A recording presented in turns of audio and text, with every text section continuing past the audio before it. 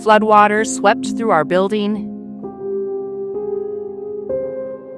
damaging classrooms, resources, and the very spaces our students rely on for safety, growth, and belonging. When I am afraid, I put my trust in you. Psalm 56, verse 3. But then, God sent help through volunteers, donors, contractors, and countless supporters. We continue to see Christ's blessings in every act of generosity and every step forward.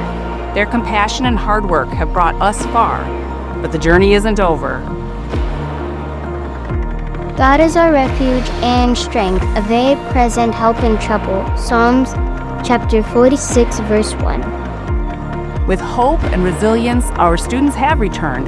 They're ready to continue discovering their potential, learning in faith, and growing together in a space they call home.